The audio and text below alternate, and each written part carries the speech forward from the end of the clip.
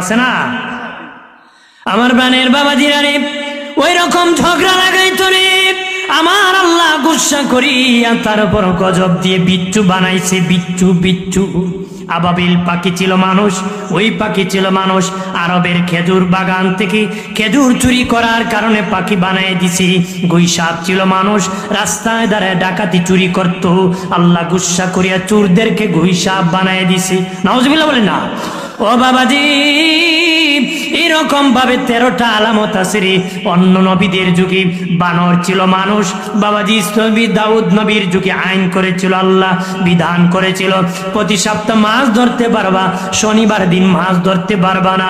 শনিবার দিন মাছরা খেলা করতো, নদীর পারে উঠে নাচানাচি করতো রে।